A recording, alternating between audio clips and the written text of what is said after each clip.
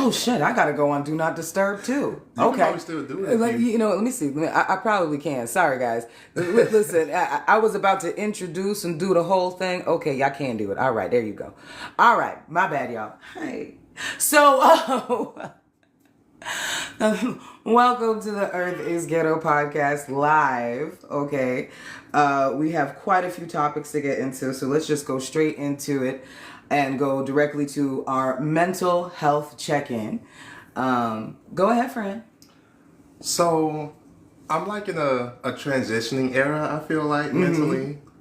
Because, like we say pretty much every episode, fuckery in the world and how to get through that. But I'm training myself to, I think I might be an optimistic nihilist. Meaning, like, I believe that life is pointless and none of this shit matters and it has no inherent meaning. But me knowing all of that is causing me to want to live my life more. And, like, take advantage of, like, even the little things, the small good moments. And really just taking it all in, the good things that I do. And it helps me focus on my talents and my passions. And because I've been neglecting those in the past. I have. So I'm in a transitioning era. I'm more happier now. Now, will I say it's going to bring me like happiness all the time? No, I'm bipolar type 2. It's inevitable that I'm going to be depressed at any given time. But I've noticed being that with that shift in mindset and stuff has helped as well. Beautiful. Okay, so mental health check-in. So I just took, if anybody's seen my TikTok, I just took a few weeks at my mom's house. For her birthday. We did a lot of cooking. Tried my hand at Haitian food. I don't think I did too bad, but again, I don't know. But but it was, that part was really good. The trip back on the bus, not so much. Hey, I don't know what's going on at Greyhound. Y'all gotta do something about all of that. I'm going to leave it alone because that's not what this show is about, right? But I will be writing a letter. Okay. You know what I mean? Oh, that is, it's being drafted. I just want to make that very clear. I think as usual, we are fighting the not just the economic depression, but the mental depression that comes from the economic depression and from not being able to provide, so on and so forth. So just kind of dealing with that on a real level. But I will say that doing things like this, pushing myself to do the show, even if I don't feel like it, like we do this, and obviously we ain't making no money, because we trying to find one. You feel me? Like, you see what I'm saying? This is what's going on. But it fills me in a way that makes me feel a little bit more at peace. So I kind of just hold on to that. That's where I'm at today. Yeah, okay. I love how every episode makes me feel after we get done. It's always been very therapeutic doing this, so. Yeah, no, for sure, honestly. Okay. Let's get into the topics, baby. So, as y'all know, this is a Black queer podcast, and there's a reason why we started this podcast, because Black queer folks are oftentimes very ostracized in society, and we really don't have a safe space. And these past 2025, just the homophobia in the Black community, the transphobia in the Black community, it's just continuing to go up.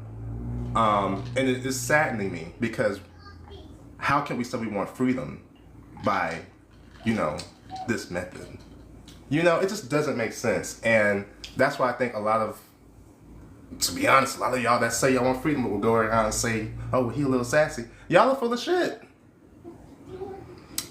I just got a quick video to play y'all. Because, yeah. Unkind to the Black queer community, especially and specifically masculine Black women, studs, queer folks, non-cishet men, Black trans people, and even the queer community as a whole is unkind to us. And no matter how many times we get on here and remind everybody that the intersectional solidarity, effort, labor, and sacrifice of those specific groups of people over 50 years ago is the reason why the whole community and everyone in it has rights and visibility, y'all still get on here and out in the real world direct your anger, your alleged hatred for cis men and white cis heteropatriarchy at the black queer community, at black masculine people, at black trans people. And misogynoir seems to be at an all-time high, especially this year, where there was National Body Slam a Stud Day. There was Drewski and his weird, obsessive skits about studs. There are so many people openly revealing their fetishization, their hatred, their desires of harm and violence against us. And there are people in the community who rub shoulders with these exact type of men. All races, all walks of life. Kikiing with them, holding space for them. As if their misogyny isn't directed at you too. You're just not the punchline right now, but you have been and you will be again. It's not lost on us that y'all do not treat white people, men, and femmes, and feminine women / feminine presenting people the way y'all treat black queer people who are not performing femininity in this caricature that still isn't protecting us from systemic intersectional oppression and violence. Misogynoir. And the social attitudes permeate so much further beyond immature, catty community behavior. It permeates into our government and how the government creates policy regarding our civil rights and human rights. It permeates into how society views our humanity, our dignity, our safety, our autonomy, our boundaries, which never seem to be respected.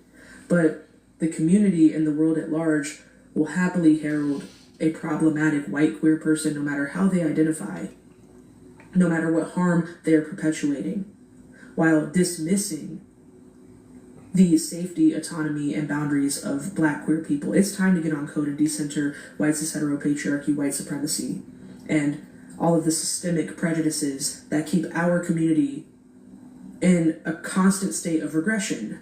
The world is real. A word. Thoughts. I was about to ask you your thoughts first. Ooh, she took the words out of my mouth. It's like the reason I say we don't have a safe space as black queer folks is because everything that she just said, and unfortunately, mainstream queerness is whitewashed. I can't go over there. They see me as a piece of meat anyway. Ooh, I want to try black. And God forbid you don't perform as such. I don't want, when white queer people see me, they don't want to approach me because they know I'm not going to. It's like I give off that I don't tap dance. And they know that. So most of the time, they ain't even trying to approach me anyway. I'm not even going to give you that benefit of the doubt that I'm going to. I'm not, no. You say anything out of line, I will call you out on it. Then with cishet black folks, I'm not going to tone down my queerness. I'm not going to tone down my femininity. I'm not doing any of that. I know that it's odd because I am darker skinned, so it's like, how dare me be feminine, right? How dare me be flamboyant? Because I look at what I look like. And it throws a lot of them off. And it's like, oh, well, you're doing too much. I don't have a problem with it, but you can tone it down. I don't have a problem with it, but I just don't want you doing it around my kids. And it's like, fuck you. Yeah.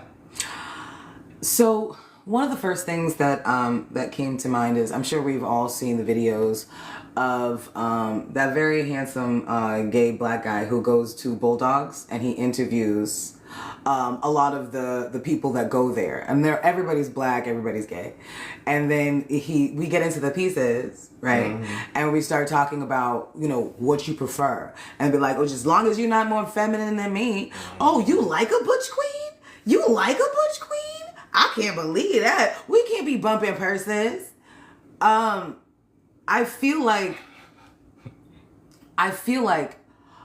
the homophobia has been, and the femphobia has been so normalized within the community that it's something that even black queer folks we 100% exhibit when we're like, oh, that's a brick. Or, you know what I'm saying? Like, come on, man. Like, we understand, oh, she can't pass. She gonna get clocked. Like, I see all of it, right? And it's so crazy to go ahead and have to fight the world to be who black queer people are trying so hard to be without interference, without interruption, because I swear all of this bullshit just interrupts the lives we're trying to live, honestly, right? And I am a black queer person, but I am very, very straight passing. Niggas all day would be like, oh girl, you know, whatever. I have not figured out how to be more queer presenting in order to let girls know that I also like them too. But then I also feel like, why should I have to go ahead and start putting on different things just so I can show my queer? That's another story, child. Let me stay on topic. So that's a good topic. We could talk about that next time. You know what I mean? I'd be saying that too. You know, because it's like I like girls, and I want to be able to let you know that I like girls. But then it's like well, you don't look like you like her. I get told you don't look non-binary. Do you know what I'm saying? Why you wearing this if you're non-binary? I get told that all the time. But like, why are you using they them pronouns when you're obviously you know what I'm saying? You got all kind of bullshit going on. But anyway, I digress. I just feel like it's crazy for black queer people to constantly fight the outside to be who they are, and then have to fight each other because of all of the new. You have to understand that white supremacy, you have to look at that as the poison, right? And then when you look at colorism, you look at the fetishism of black people, that Mandingo dick shit that you guys got going on. Like when you, no, honestly, you have to look at that white supremacy as the poison and this as the veins that are literally injecting into societies, injecting into bloodstreams, all of this different type of bigotry. It's why you will look at a person and they say that they're trans and you didn't know that they were before. And you're like, well, no, you're not. The fuck? How you do? How you going? No, bro. How you do that? You can't make this shit up. And what's worse, with the next video that I'm about to play, I feel like we have to understand that this is not just black queer adults that are dealing with this. We are talking about queer youth in general, and especially, you know, when it happens to anybody, it's always going to happen to us the worst. Mm-hmm.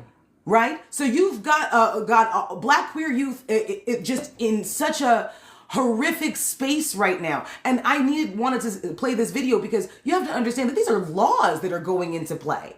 These are things that are actually interrupting your lives. You talking about how, I just want you to believe in Jesus. No, you're trying to inject Jesus into laws. Which, by the way, I've read the Bible. That nigga ain't never said shit about this. Mm-hmm. And he said some insane, listen, the Bible's full of insane things. Mm-hmm. Okay. And he still didn't say this shit. Y'all just doing things at this point. Right. But anyway. Well, you took it out of context. Girl, bye. Suck it. Sorry. Guys, my bad. Sorry. Don't TikTok, don't do it. TikTok, don't do it. TikTok, we didn't say anything. My bad. But I will probably do that later today. You know, look at you, friend. I got a little bit. I'm just playing. Are you? I don't know if I want to. I don't feel like whatever. Yeah, you may not feel like it. I understand. But no, it's fine. System as a protected group. A federal court just erased their protections and almost nobody knows. My name is Isaac. I'm a third-year PhD student trying to bring social work into the 21st century and building worlds that love us back, and what just happened should horrify anyone who cares about youth in general. In 2024, the federal government created the Designated Placement Rule, a basic requirement that LGBTQIA+ foster youth be placed in homes that are safe, affirming, free from harassment, and free from conversion practices, and that trans youth be housed consistent with their gender identity. But this week, ACF released Information Memorandum IM 2506, stating that a federal court has vacated the final rule. Not paused, vacated. That means the protections are gone. Agencies can no longer enforce any federal requirement to keep LGBTQIA+ youth safe in placements, anywhere in the United States. Queer and trans youth are massively overrepresented in foster care. About 30% of foster youth identify as queer and/or trans compared to about 11% of youth not in care. Around 40% of homeless youth also identify as queer and or trans. Research from New York shows 78% of LGBTQ plus foster youth left placements because of hostility, and more than half said the streets felt safer than foster care. Once a young person becomes homeless or unstable, the risks skyrocket. Queer youth who have experienced homelessness have nearly 4 times the odds of unaliving attempts compared to those with stable housing. And the Trevor Project reports 46% of trans and non-binary youth seriously considered unaliving themselves in the last year. This is part of a nationwide rollback. Anti-trans legislation removing the LGBTQ plus 988 crisis line, targeting teachers, criminalizing gender-affirming care, and now eliminating federal protections in foster care.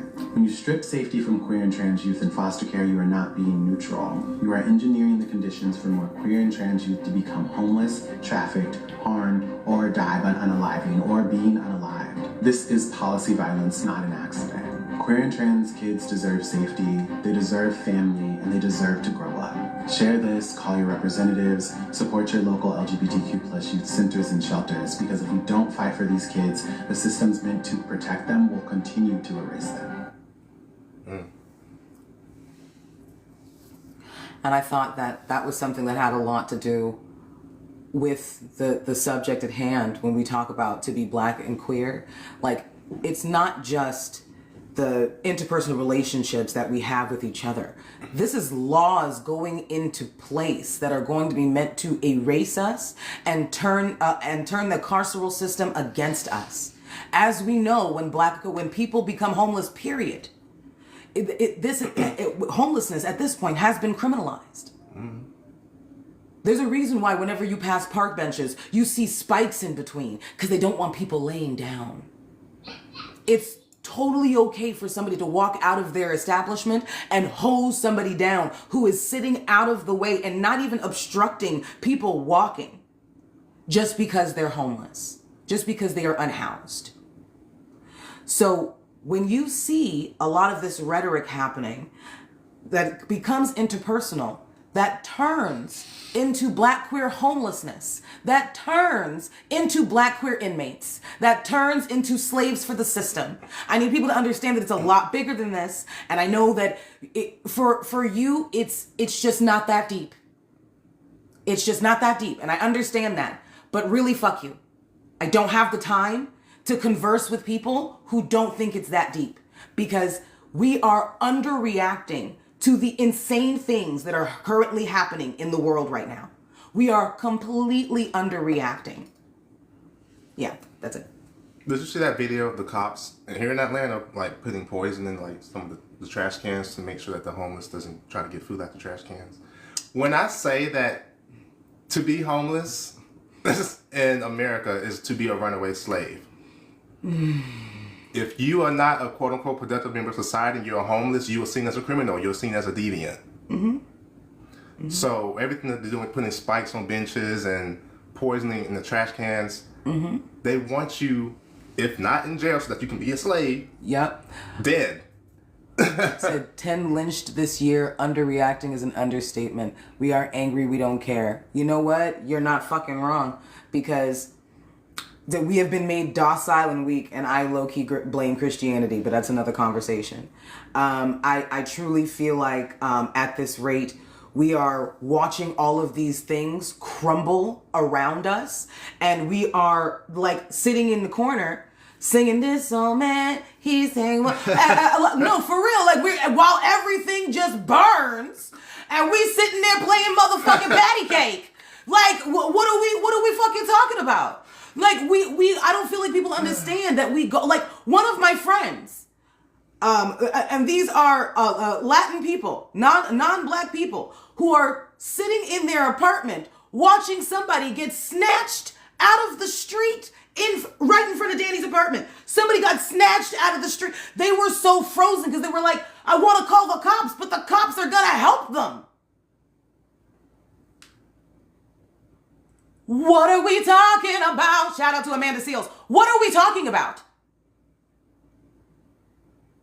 Yeah, only in the face of disaster, people either react or crumble. And listen, and for the ones who crumble, the only thing I have to say, don't let that shit happen again. I get it. You get one time. It was shocking. It was crazy. I'm sorry. Next time you have to act. I'm sorry, and I'm not trying to go ahead and incite the masses, but I need y'all to do everything in your power to not go anywhere with these people. Yeah. I'm a leave it there. I'm gonna leave it there. Okay? That's fine. That's fine. When I say individualism will be the end of us, like, I'm not just saying it just to say it. Like, we've all been programmed by it because we live in a capitalistic society. So, well, I gotta think about my family, and okay, but when it gets to you, then what? Mm-hmm. You have no community. Mm-hmm. You've ostracized yourself so much that you truly live on an island, because we make it so that if you were to help a person out, you're giving a handout. That's what's really happening. Instead of you actually helping your community, it's a handout. The rhetoric is already disgusting. I don't want to give homeless people money because they're going to use it on drugs. I'm using it on drugs. What? No new white friends, and I'm out here alone by my damn self. Oh, I'm so sorry, friend. I am so sorry, friend. That is, you and I will never part. Okay, listen. I'm so sorry. Because let me tell you something. As a person who was in Colorado for about 7 years, it's rough when there are no other black queer people specifically. Maybe I can find black people, but trying to find other black queer people, the shit was hard, bro. And just so you know, 5% of Colorado was black. It was a rough fucking time. Sounds scary. It was. But listen, I think that for a lot of us, we have been trained not to reach out to our neighbors. And I'll be honest with you, it's really not all of our faults. I'm gonna keep it a buck because I understand both sides pretty damn well, I feel. Because I know what it's like to go ahead and not be able to trust your fucking neighbors. You don't know if they're going to call the cops on you. You don't know what they're going to do. We have no idea. But the thing is that it stops us from even trying to find the community that is there. That's the problem. We're not even willing to find out. And listen, I'm talking to myself. Same. Listen, me and Aaron been in this place for a little bit. Okay? Our neighbors didn't even know we lived here. For at least a good year and some change. Okay? Didn't even know niggas lived here. All right? Because this is just what I've been taught. Our parents are immigrants. We are taught that outside is not safe. People are not safe. Neighbors are not safe. You don't know what they're going to say. You don't know what they're going to do. And the easiest way to navigate that was to just not do it at all. Which, by the way, is the stupid part. The stupid part is not being like vigilant about who's in your circle. The stupid part is letting those things make you stop even trying to find community at all. Exactly. Isolation. Like you're a fucking island. This means that like the things we like, and honestly, I got to thank Mallory for that. Okay.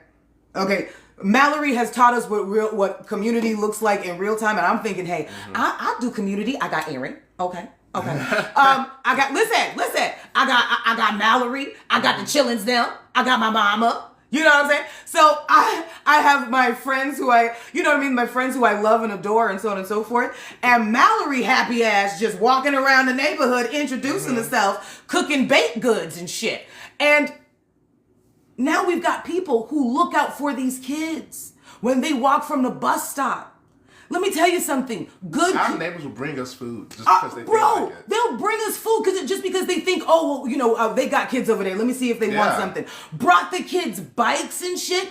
I was missing out. I was letting the isolation that the PTSD from growing up in a Caribbean household, and I was taking that isolation and I was making it affect everything and everybody to the point where it was very hard for me to want to do those things. And it took somebody who, by the way, was going through a crisis to go ahead and open my eyes up to the fact that it's okay. It's not so damn scary. But I'm done. with my soliloquy. Not soliloquy. Yeah. You know what I'm saying? My monologue is over.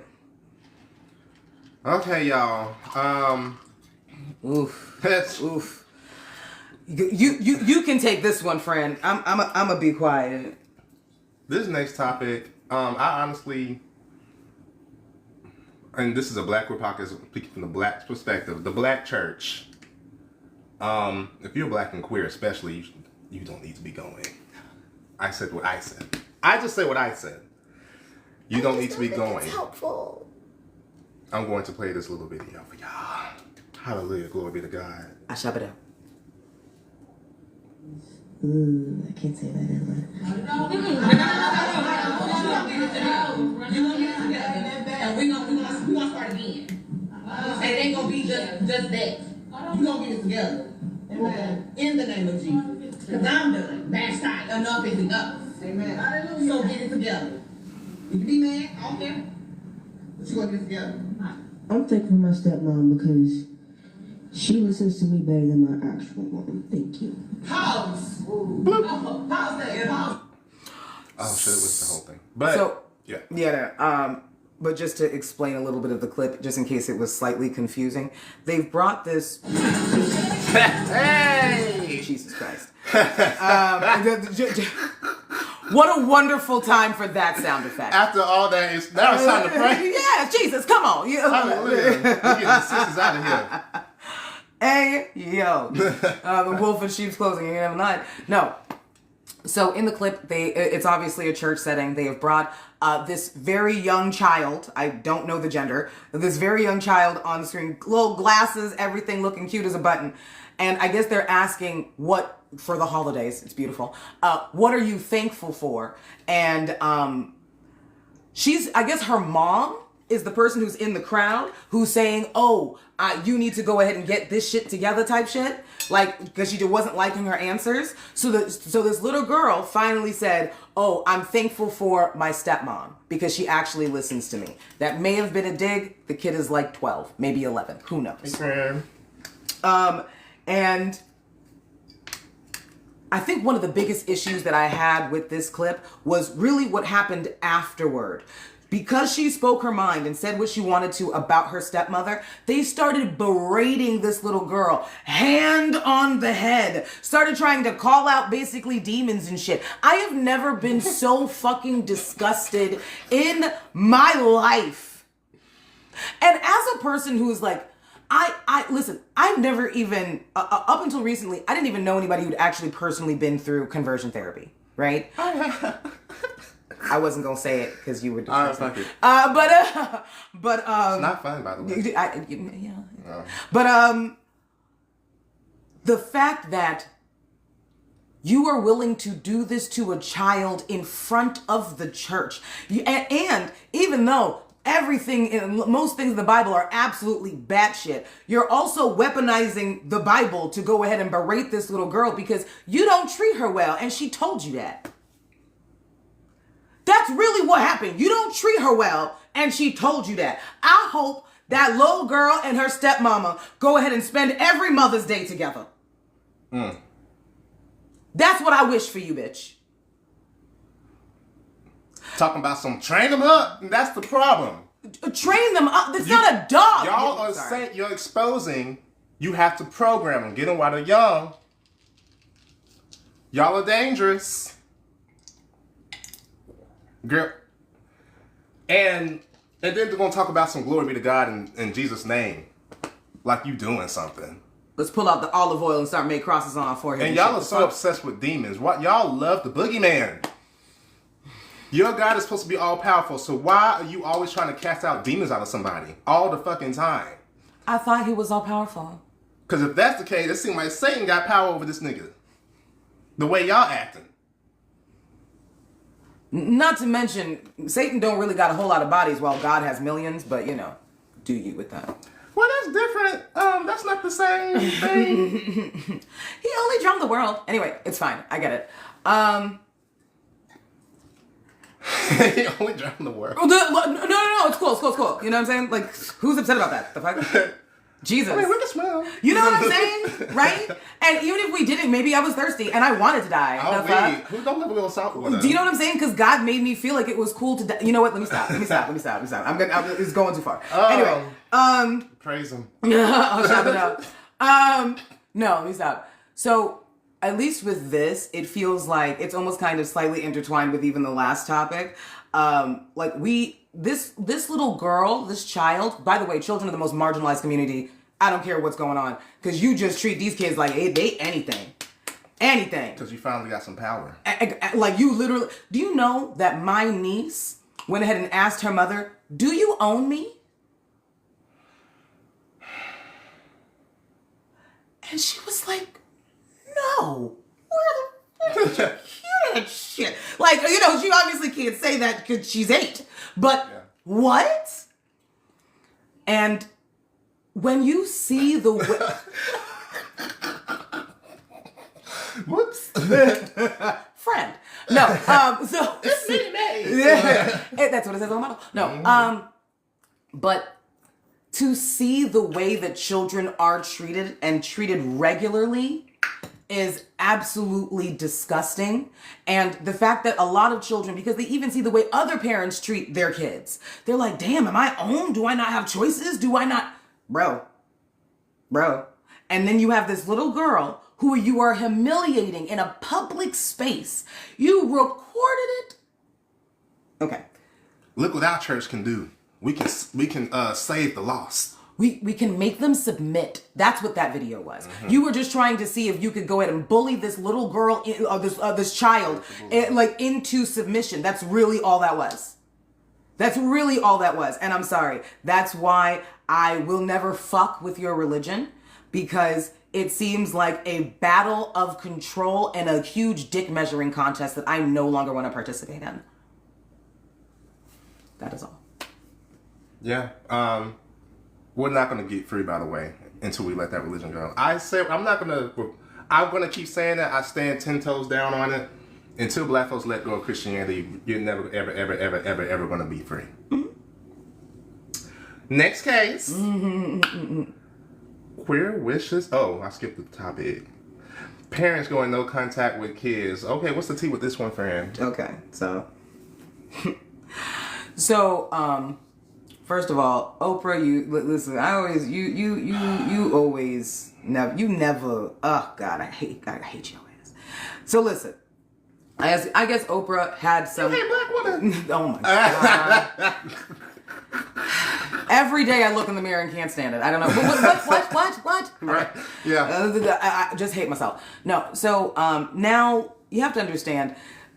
Obviously, there's a lot of kids who have been going no contact with their parents, right? Which, by the way, has been always going on.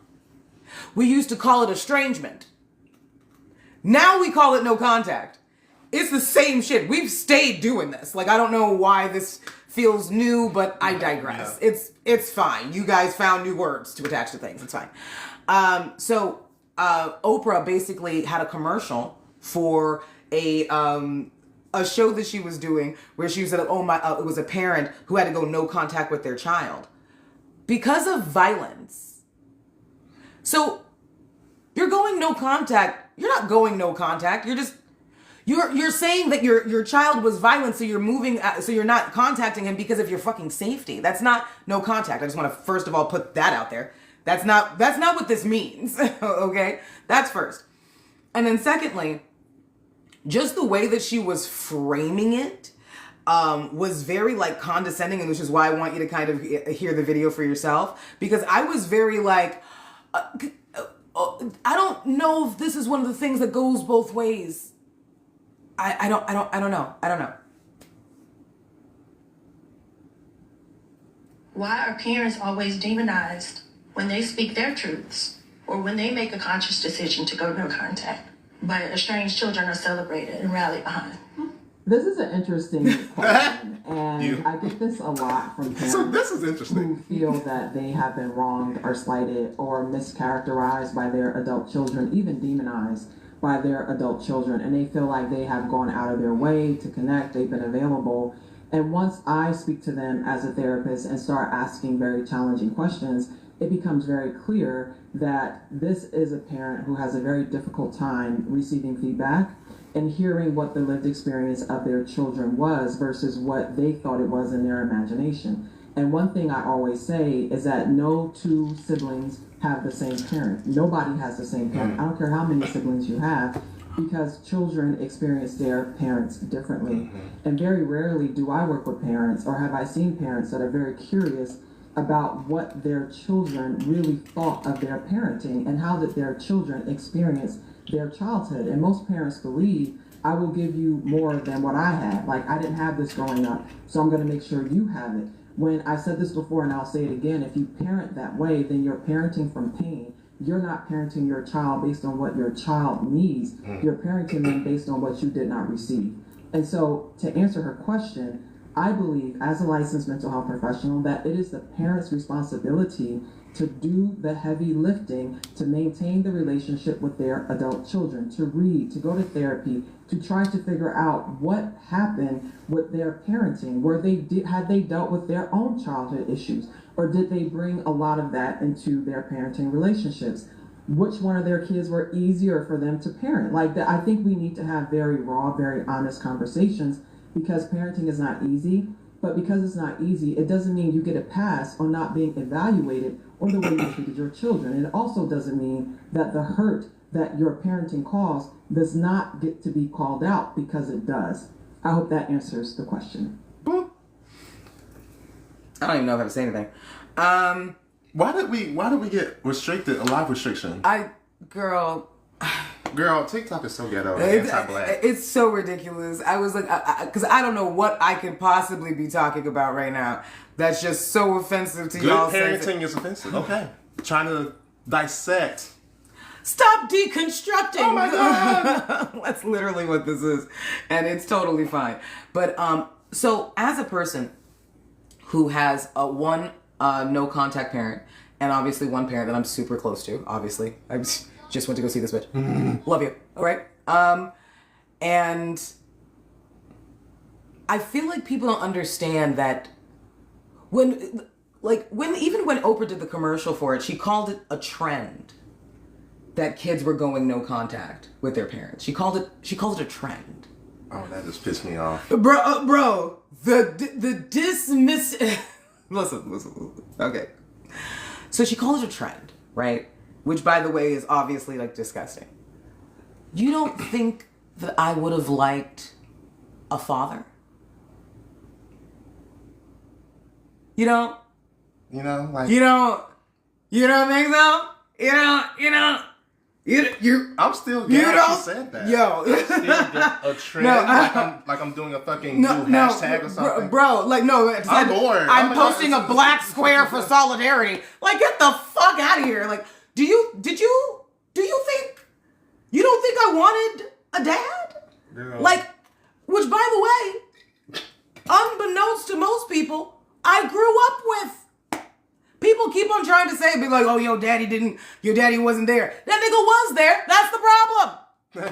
And that's the gag. Do you get what I'm saying? That was a horrific time. It was a bad time. It was a bad time for everybody involved. So, I feel like, bro, what I'm saying, nigga. So, for me to go ahead and go no contact, you have to remember, I feel like you don't, again, I feel like it's just you dehumanizing people who've decided to go no contact with their parents. You don't think that that's a struggle. You think that people saw some videos of people going no contact and was like, you know what, that bitch did step on my toe in 1972. I really never liked that hoe. Is that what you think is happening? Think about it. I just sent my dad a last message at 2:39 this morning. Round of applause. You got out, friend. You got the fuck out. Okay? So. But that's still your blood at the end of the day. Suck up. And you know the Bible said that under your brother and your father. Yeah, they said that's your blood. Also, Judges 19, go read it. I don't care. I don't care. Bible says lots of crazy shit. Don't know if you know. They say lots of crazy fucking shit. But the good book says. Listen, your good book. You know what? It's fine. It's fine. I'm finding it. I'm finding it. I'm gonna find it. I'm gonna find it. Do you see what I'm saying? Yes, exactly. Fuck that. Bro, are you joking? The good book says. No, what are we saying here? I'm like, girl, that's slave ass book. Listen, exactly. Still keeping y'all bitches enslaved. But this I use the pages to wipe. Oh, I almost said something. Let me listen. Don't make that. Listen, they be coming in. They be coming with like long white hats and holes in them. Don't do it. Anyway, so listen. Long white hats and holes. But listen. Now. You have to remember, my mother was still born in 1960, right? Obviously, there's been some work done. Did you see that? AI podcast parents and kids. Oh, this AI shit's gotta stop. I really don't like it when they do stuff like this, but I digress. AI is taking over. I'm also finding it. It's fine. I think that because my mom was born in the era that she was in, obviously there was a lot, there's been conversation. There's been times where she and I didn't speak. At the end of the day, that woman decided that her relationship with me, it was more important than any old fucking ideas that she ever had. So she had to deconstruct. And that's just the fucking truth, man. Because people who love you will do that. Mm-hmm. People who just want to be right won't. People who just want you to submit to their will won't. They don't care about your point of view. They don't care about what trials and tribulations that it took for you to get here. They don't give a damn about any of that. They care about the fact that, guess what? I'm your parent and I say you can do what I say you do, which is why I reiterate that children are the most marginalized class in the fucking world. Not America, the world. Because let me tell you something. Because I said so shit. Woo! Yes, very much, because at the end of the day, I'm the master in this situation. You don't think this is plantation theory, my nigga? It's all connected. All the way down to what do you bring to the table? Because remember, you got to be of use. And if you don't, and if you question it, bro, I'm telling you, and you better take care of me, no matter what I did to you when I'm old. You better do that shit, because guess what? You're supposed to honor your parents. Yo, when I say to you, the last thing that I will ever do in life, and let me tell you something, my mom will never see a nursing home. My mother will never see the inside of a motherfucking nursing home. I don't give a fuck. And let me tell you something else. I'm a hire a nurse for the stuff I don't want to do. But that lady not going nowhere. That's a fucking fact. But do you know why? Because that lady has stood 10 toes down for me, and she has always supported me and loved me unconditionally, to the point where her love extends to Aaron, Mallory, and them kids outside. So nobody can ever tell me nothing about this lady, right? My father, on the other hand, if I find out he's walking funny, I'm donating him to science. Do you see the difference? Do you see the okay. You know what? Maybe that was a lot. Hey. Okay. Too far? Perhaps. I think we're good. Maybe. Anyway, so listen. It all comes down to, because a lot of parents, are you parenting from love or are you parenting from your trauma? And a lot of parents... That was a word when she said that. Don't realize it. A lot of them are parenting from their trauma. And because I said so, and this is what I want you to do with your life. Mm-hmm. Because I couldn't do these things and you need to do that, so that I can feel accomplished for not accomplishing what I wanted. Listen, we're gonna move on, but I'm gonna let everybody know, I don't care who is treating you badly. You have feet and or rollers. Move! Get out the way. No, seriously. Like, you don't, please stop going to a place where you're not celebrated. Stop being in places where you are complacent with being tolerated. And that goes down to your fucking parents. My mom celebrates me. She celebrates her kids. She actually loves us. Stop it. You don't love them damn kids. You just wanted like little mini-me's to go and parade around for your goddamn friends. But anyway, I want to raise a football player so that he can get us out of here. Girl, anyways. That's a whole nother conversation. It really is. It's all right. You play football? Stupid. He put him in sports. Girl. Why are we mad? Oh. This next topic, we've definitely had a theme. Yeah, we really have. We've definitely had a theme. So I don't know if we've heard recently. I wasn't even gonna pay attention to whatever the hell that was. But there was a person who was trans, and their parents they had passed away. And even in their death, they weren't respected in reference to their wishes. So they are dead naming. They are not having her. They're not having her dress the way that she would have in life.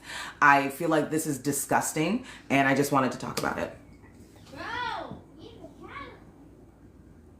To side with Girl Lala's father in his sentiments on how he wants his child to be buried is simple. A lot of y'all have or have had kids with a deadbeat father. So you yourself have had to make decisions as a mother and a father for your child. So when you see what appears to be a father trying to step up, you bitches' knees get weak and your pussy starts to quiver. However, if you bitches started thinking with your minds and not your cooch, you would know that man has not been active in that child's life.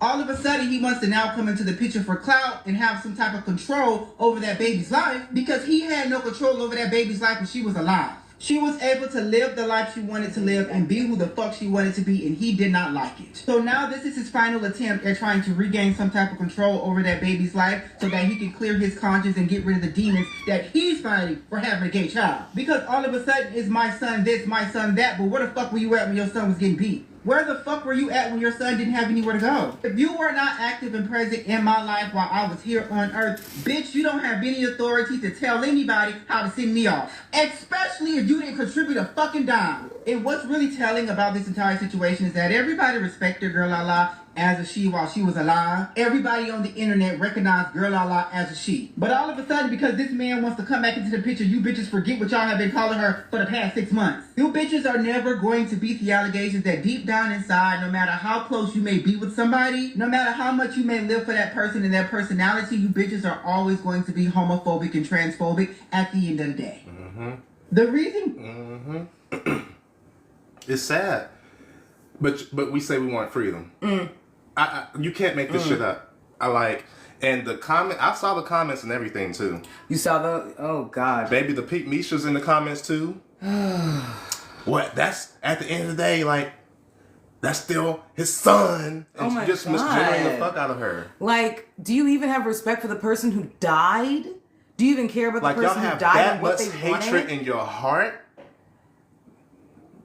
And don't say no Jesus or dumb shit. I'm not trying to hear that. You have that much hatred in your heart.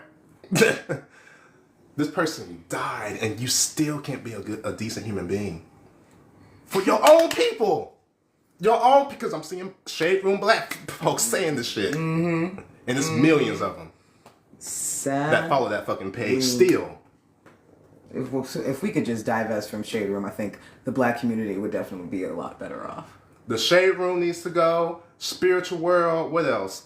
Neighborhood Talk. Hollywood Unlocked. Oh, definitely. A lot of these pages are just giving like Hotep, like very like red pill. Oh yeah, red pill. Listen, and they just say shit. They just say divisive shit just so we can go ahead and bring out all of the transphobes, homophobes, and racists. That's literally all it is. It's no, just no. I'm not doing it. I'm really not. Like the folks that if you still follow the Shade Room and still keep it with that, I wouldn't be surprised because people are still defending Chris Brown too. Like it's funny how people say shit about Boosie and Chris Brown, like defend them on Tory Lanez and stuff, but y'all still on the Shade Room. So it's like I already know your politics. That's how toxic that page is. It's not going to get us anywhere. Yes, cats are so needy. Very. Do you see how we are trying to ignore him? He's like, fuck your show. No, I don't even know what else to do. And he's like, and I'm cute, so you can't do nothing about it. You know what I'm saying? He's about to walk all over the keyboard. He's about to. You know what? It's okay to be a mother. Okay, it's hard out here. I think that we have kind of regressed to a certain degree where I honestly don't understand how people who are actually supporters of that woman to go ahead and turn around and dead name her to turn around and give her pronouns that she did not want, that she denounced in life, you would think the one thing that y'all bitches could do was honor someone's death wish. And you can't even do that. And again, they're trying to disguise as why they should be able to do that because of their beliefs. You don't get to use you believing in Santa Claus to be a piece of shit. I'm so sorry. It's a no. I'm so sick of that. Like, every time shit like this happens, black trans women are dying every fucking day. Yep. And I'm seeing my people, because this podcast is all about accountability, saying the most fucked up shit and then gonna say, well, you know what it says in the good book and God and well, that's still your family and I can't. Bro, I'm comments so on those fucking annoyed. videos have That's like my disgusted number me. one pet peeve. Bro. My number one pet peeve is homophobia. No, I'm sorry. I mean, listen.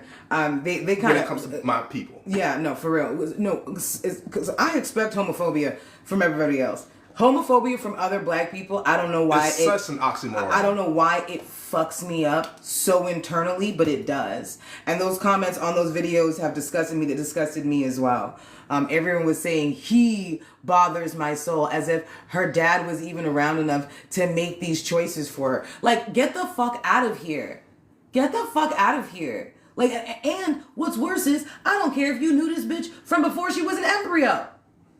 Right. That's the way she lived in life. Why wouldn't you at least lay her to rest the way she wanted to? What a small fucking request. You're evil. And as a witch, I just want to let you know, shit is coming back for you, dog. Mm-hmm. I won't go. Then don't. Exactly. Then don't. Tala. Tala. Okay, thank you. This is not the time to lick me on camera. Thank you. Okay, so let's give him a show. But oh my god. Anyway, so no. I think that especially right now, I am truly hoping that we get to a point that we can go ahead and throw some of this bullshit away that we're dealing with. And yes, that we could let that woman rest the way she deserves. And I honestly feel like I really am not a person that believes in sin like that. That to me is a sin. You won't even let a person go to rest the way they want to. I'm sorry, I don't see it. It's not possible, nigga. All right, hold on. Now I'm gonna have to go ahead and text her and be like, I'm doing a show right now. You see this shit? So hold on. We gotta take a break.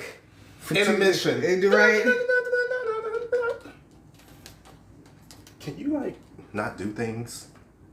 Well, he can't help it. I know. Curiosity.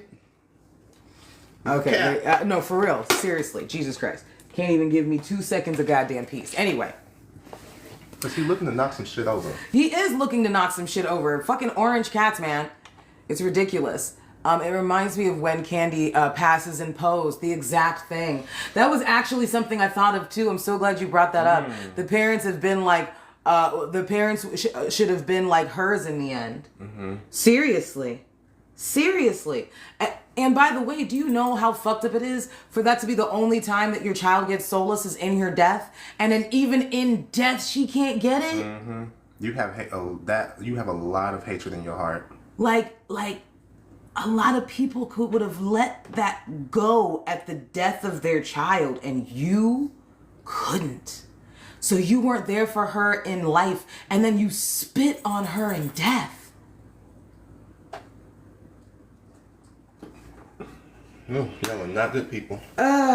Truly not. But anyway. Praise him. Hallelujah. Hallelujah. All right. So last two topics. This one is called Blue MAGA and Conservative Compromise. We're just going to get right into the video because there is... the support the father has disappoints me. Disappoints, but never shocks. I know.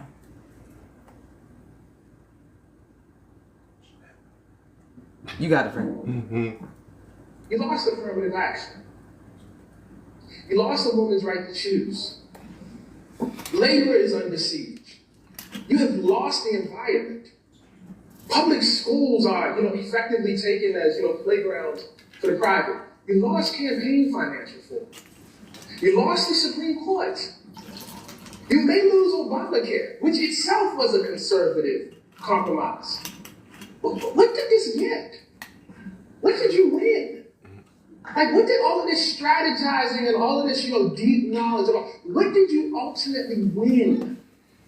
And so when you start looking at it like that, and then you see the same people who have led you to this loss, Bill Clinton being deployed to Michigan, to do what?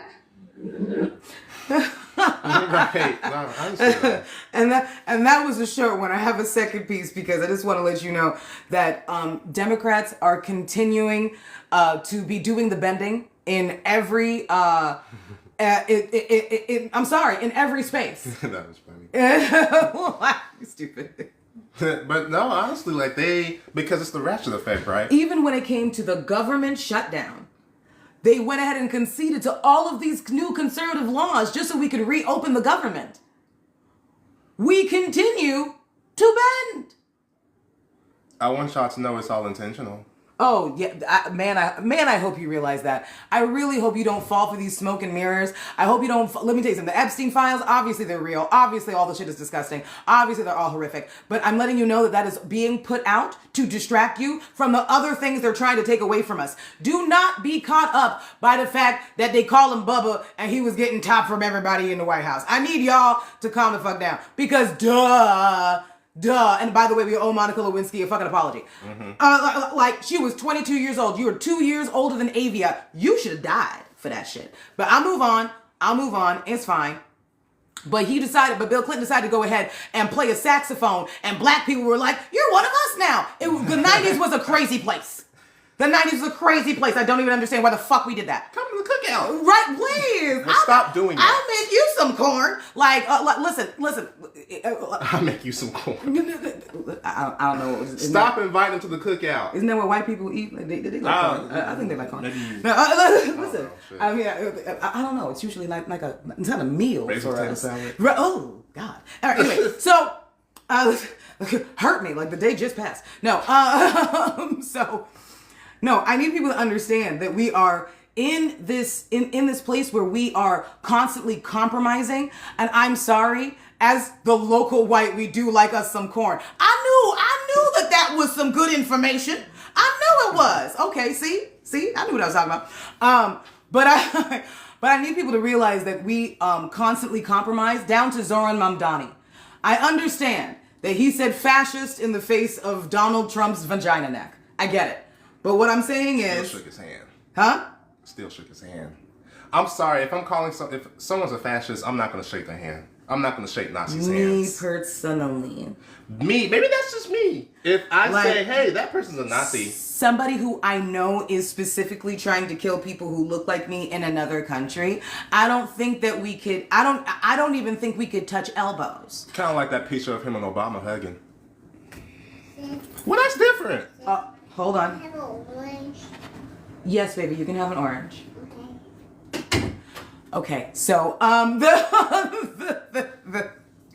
we're also babysitting right now.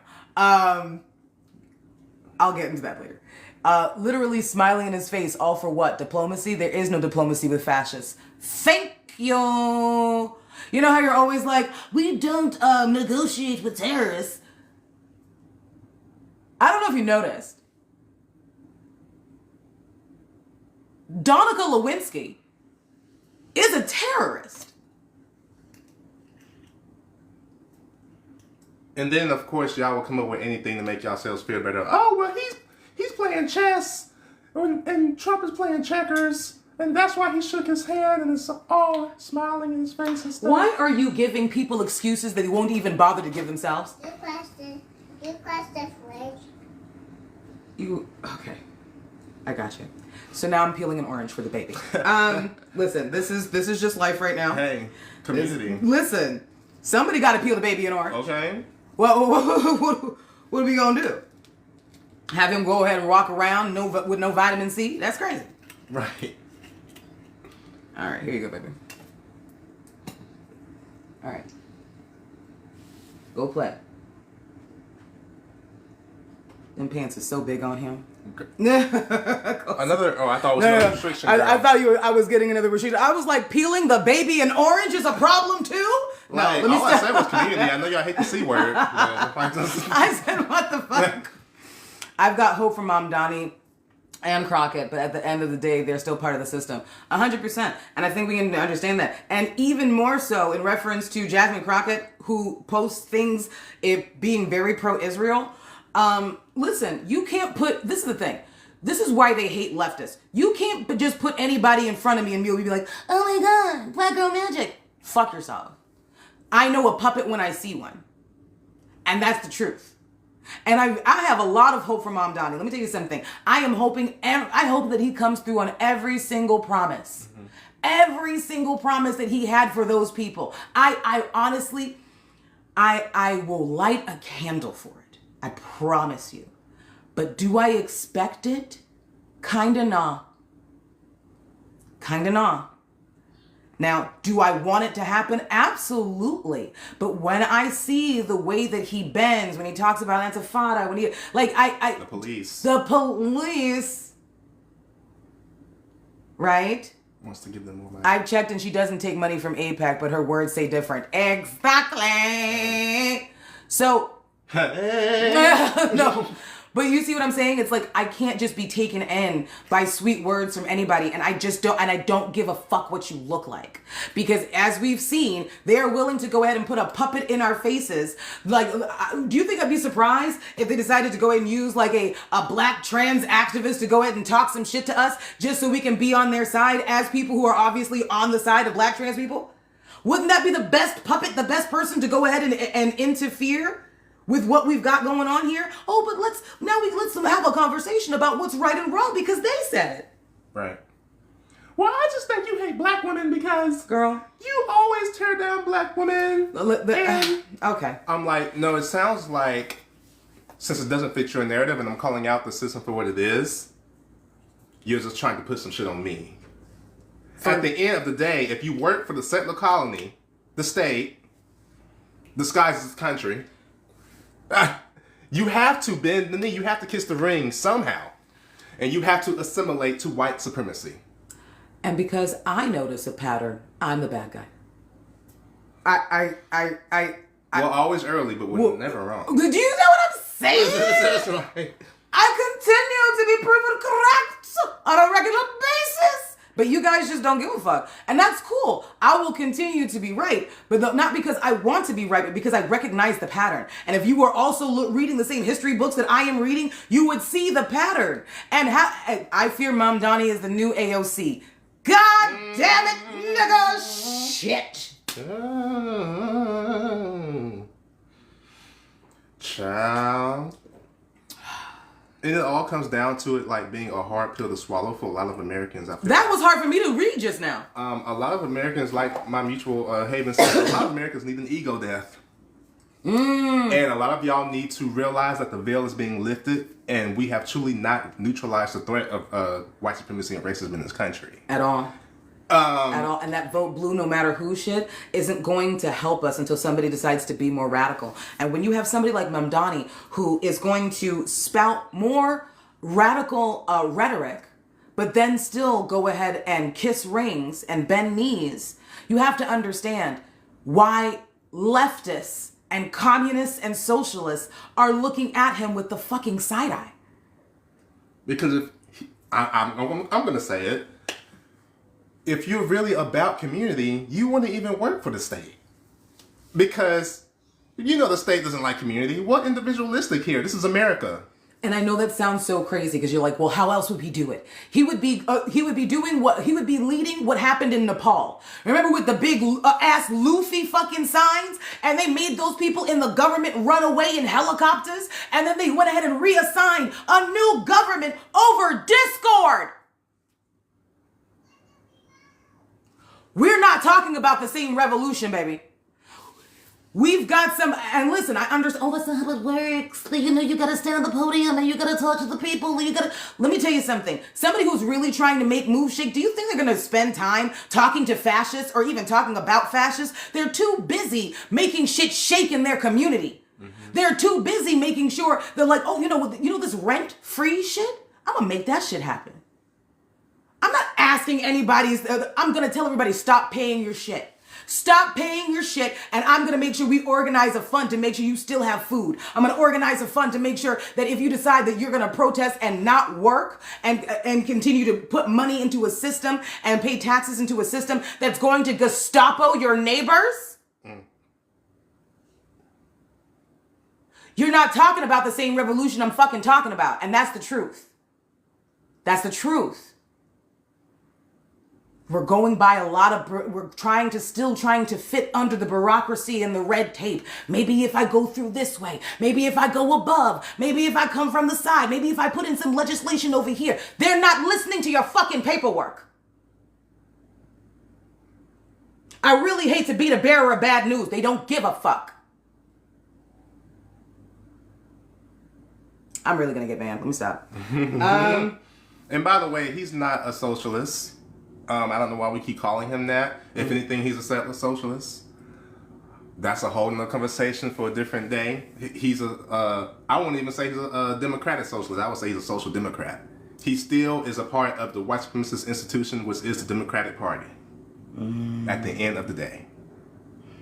So he's basically a pawn with extra steps. And they don't like his ass either, but...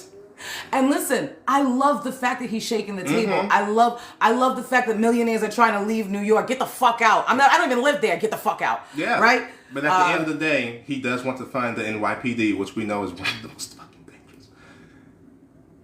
dangerous. And he still believes Israel has a right to exist. You cannot shame me for having eyes.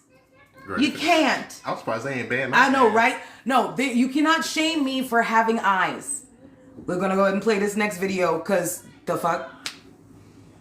Because the fuck? One more Democrat. We've heard this, right? We've been hearing this. Let's just get one more. And, then we'll get the House majority. But how does it help electing one more Democrat? But no matter how many Democrats there are, there's always some Democrats who are going to take the wrong votes.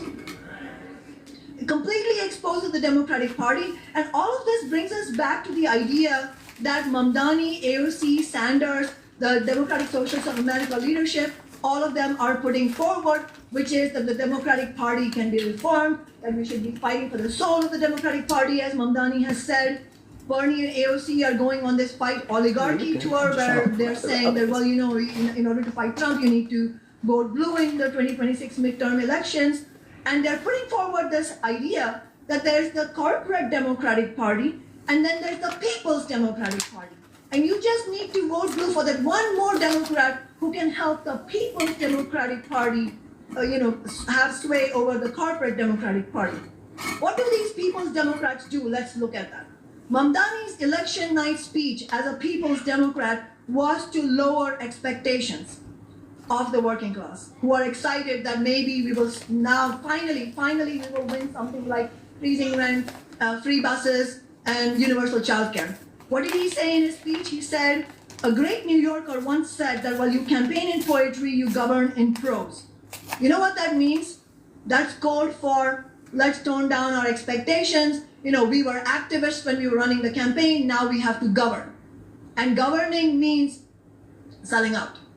When I was first elected in 2013 to the Seattle City Council, many Democratic Party operatives, some of whom have now become well-known politicians, gave me the same advice. All that activism, that's great, but now that you're going to City Hall, you need to tone all that down. You need to start governing, get down to the brass tacks. If I had a dime for every time I heard, get down to the brass tacks. And somebody literally told me, you need to learn from the Democratic Party politicians. and of course, I knew that if I had learned anything from the Democrats, I would straight up sell out the working class people who had brought me to City Hall.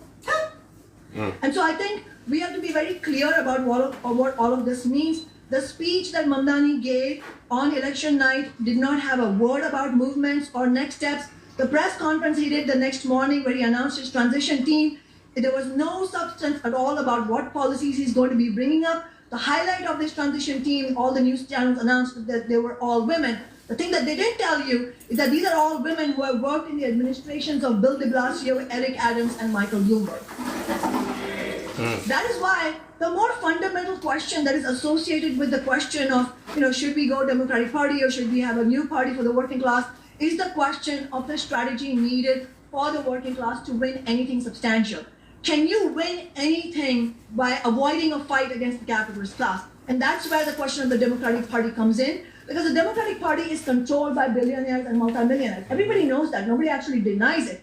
But what they say is that, yes, that may be true, but still we can move our agenda forward because it's too hard to build a new party, and then we can build the People's Democratic Party. But what happens is that when you become part of an organization, a political organization that is controlled by the billionaires, it's the billionaires' agenda that holds sway, not our agenda. And so there is no avenue for us to win anything substantial for the working class without declaring class war on the bourgeois, on the ruling class.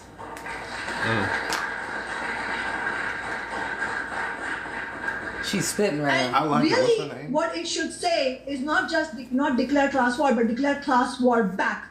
Because you know what? There is no peace under capitalism for the working class and for the poor, because it is always, the steady state of capitalism is always class war raining down upon us from the billionaires and the multimillionaires like an economic aerial bombardment.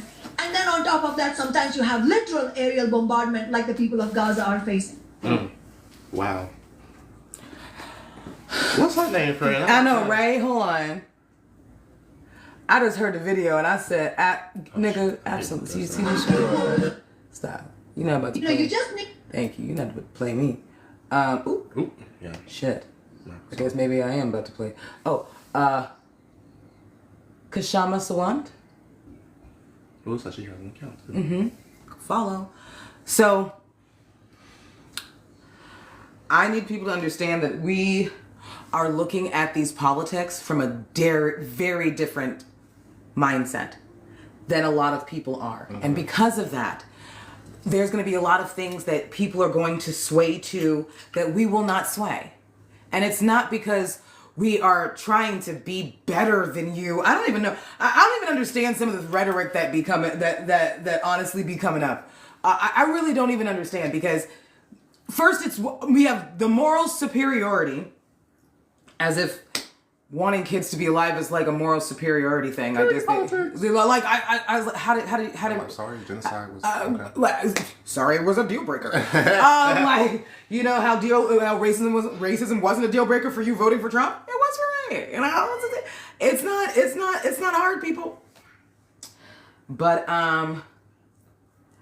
I really need us to start looking outside the box of the politics that we listen to. I'm not saying don't ever turn on CNN or don't ever do whatever. I need you to download Ground News. I need you to go ahead and look at world news from a different era. Go ahead and subscribe to Al Jazeera. I need you to go ahead and look at things from a different perspective, because if you keep on looking at things from a Western, aka white perspective, you will always be duped. Like, I think it comes, like, I want, it needs to come from a decolonial perspective at all times. And the fact of the matter is, there's no such thing as a settler colony that can survive without having a monopoly on violence. The USA has a monopoly on violence. It cannot survive without it. So, this whole, we just got to put in the right person to work for the state, and we got to put in the white person to work for the white supremacist institution of the Democratic Party. Both parties are white. I'm going to keep saying it. That's not going to get you free.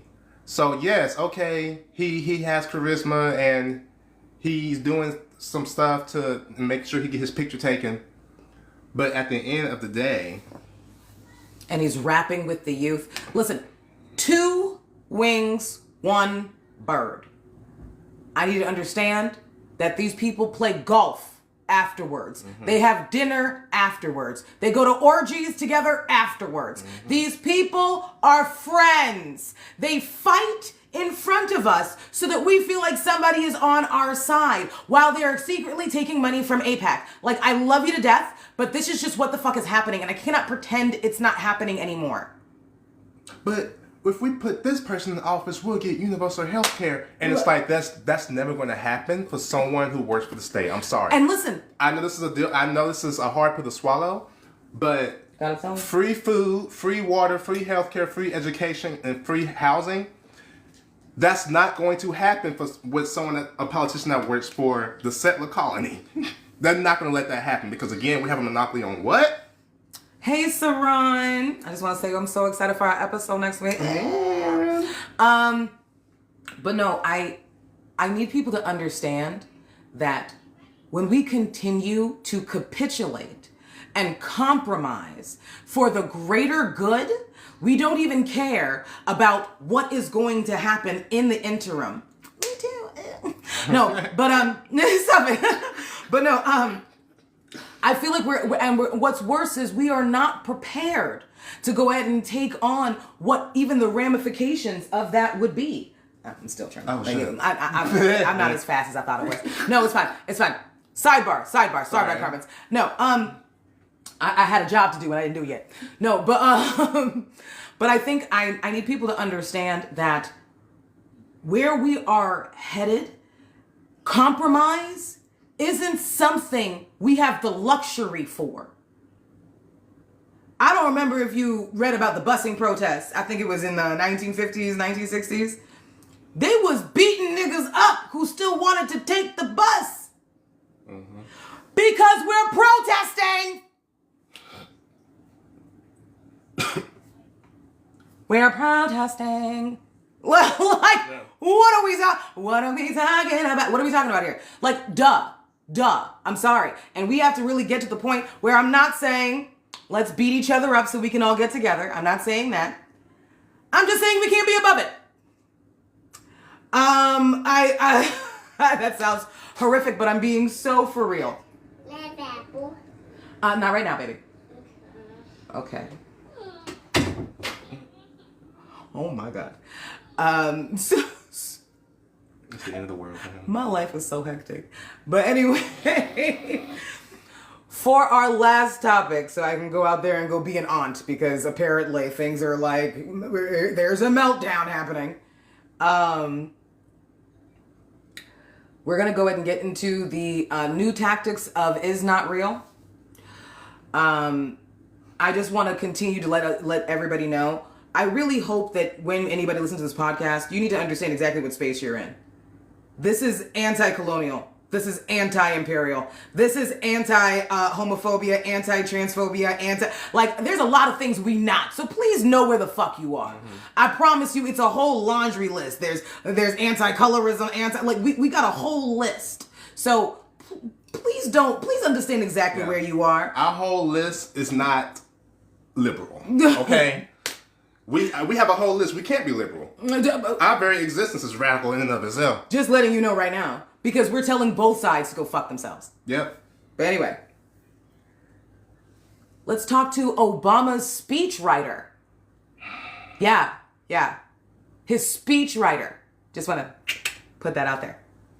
Maybe it's out of context. Girl! Stop. I'm sorry. Like, don't piss me off. On how people think about Jews and Israel, and I think that is especially true of young people. So we are now wrestling with a new, I think, generational divide here. And I think that's particularly true in that social media is now our source of media. And this, it used to be that the media you got in America was American media, and it was pretty mainstream. It generally didn't express extreme anti-Israel views.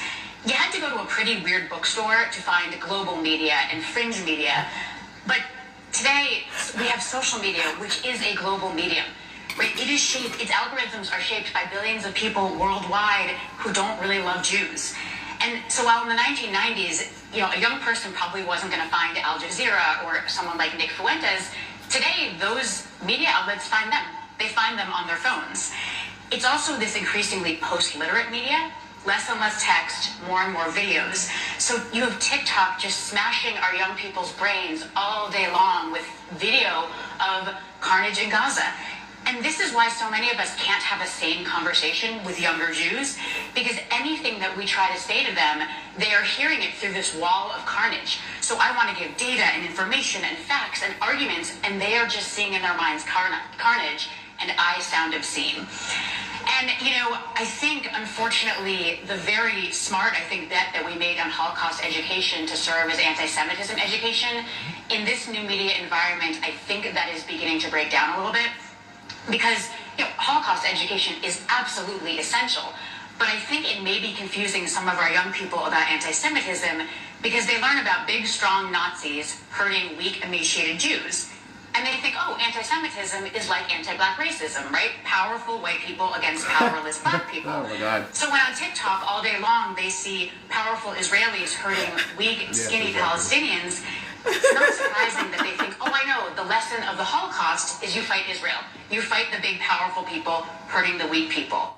Sarah Hurwitz is the former speechwriter for the Obama administration. She was appointed to, I think, the head of the Holocaust Memorial Museum by Obama.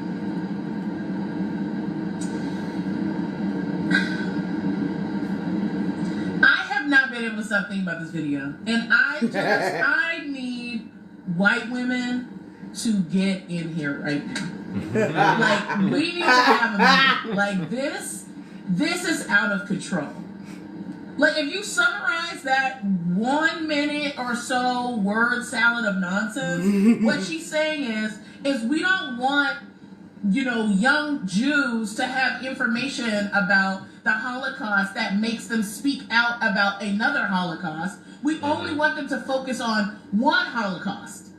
And we need them to be focused on that one Holocaust so we can continue to gaslight and manipulate them to believe that because this Holocaust happened, we deserve to commit another Holocaust. And it's not really a Holocaust. It's just so much carnage I can't... Literally, people's bodies. You're calling this carnage on the internet. People's bodies, people's family members. And you want to be able to get your point across? Like, you used to write speeches? Like, brother. Yo.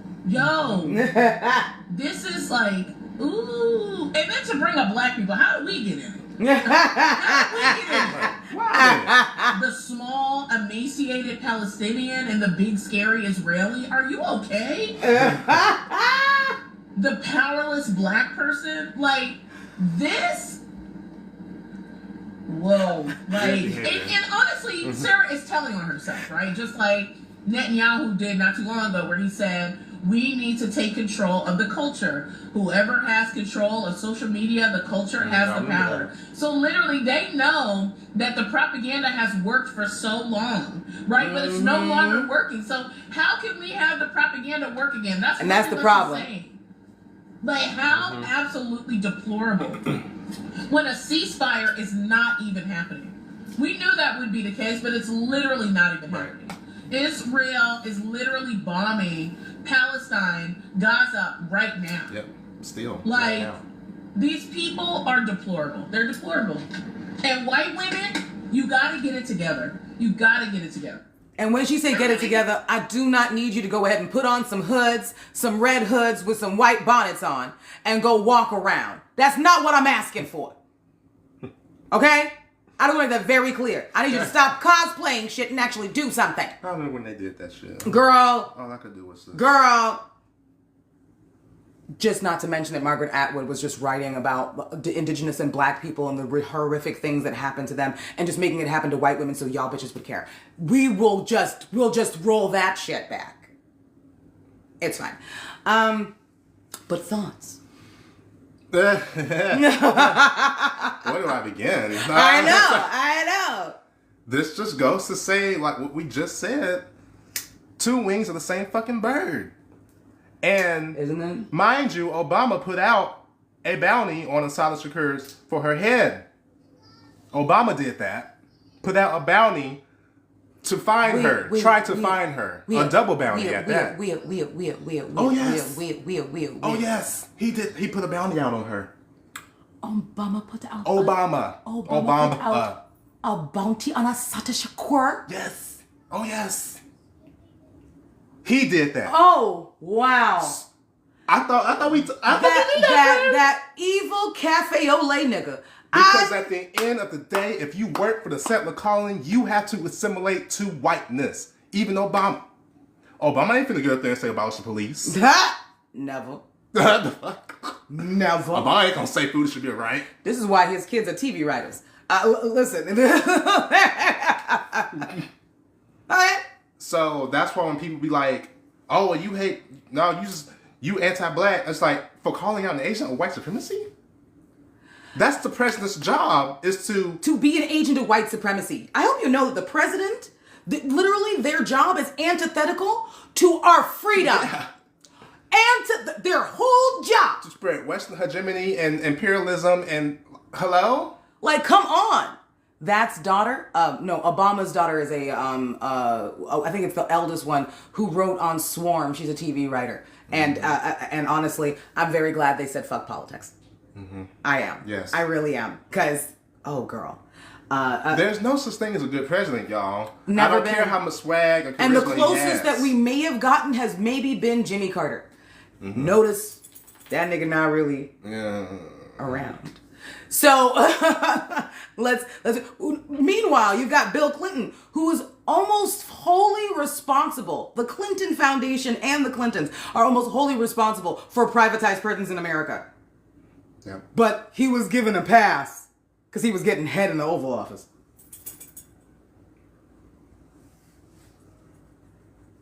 That's why I'm like, when you're trying to talk to someone like us, this whole, we got to vote for them, they're Democrat, it's not going to work. No. As far as I'm concerned, I see two Republican parties. Because I'm looking at your policies, because I don't care about sides. I care about what's actually going to help the people. Mm-hmm. And then people want to tell me that that's because I want to sit on somebody's soapbox and be all morale. That's not really what this is. The point is that we've been constantly suffering no matter who's in office. And I'm sick of it. They're trying to say that Gavin Newsom should be president. As someone who has been homeless before, the way he treated those homeless encampments and calls for the sweeping of those homeless encampments. Absolutely not. Fuck him. I would not be voting for him. Listen, I'm very glad I'm not in Texas because you would just be absent a vote.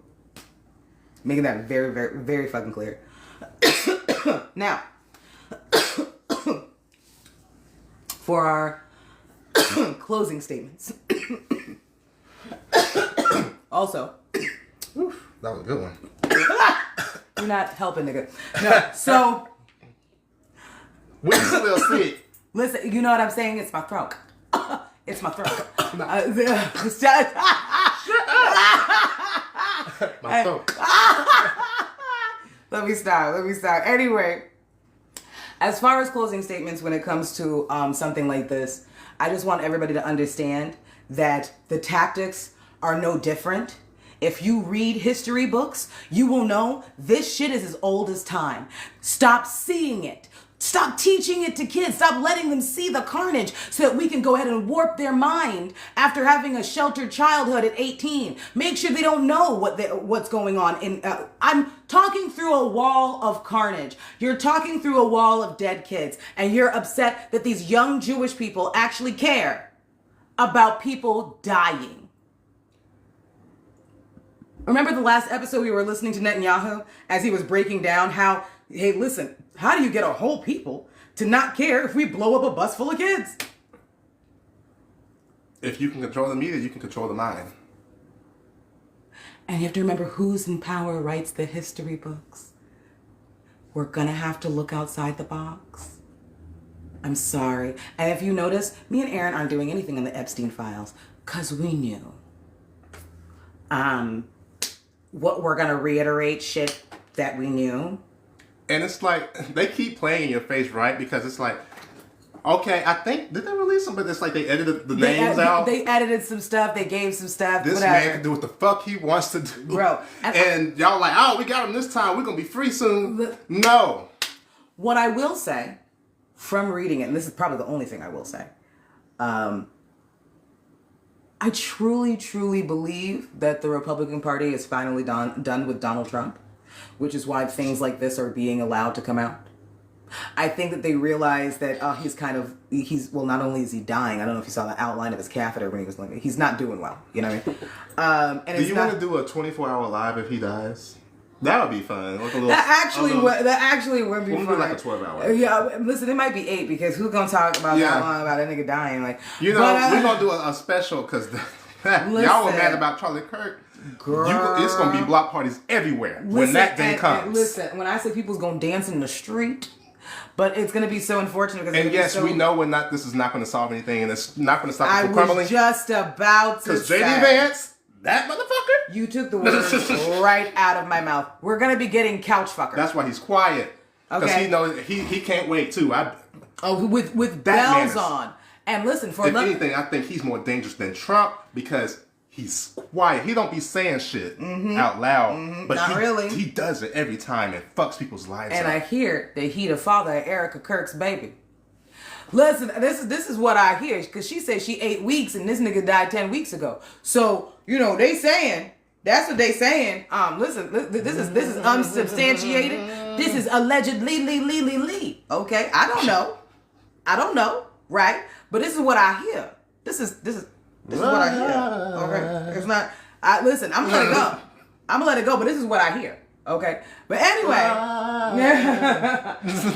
thank you so much for staying tuned to the show. And this was Earth+us Ghetto+podcast, your favorite Black queer podcast. Here to call out all the bullshit and be unapologetic. Yes. All right. Unapologetically Black, unapologetically queer. And please, please, please remember that being queer is African. And we're going to see you in the next one. Period. Deuces.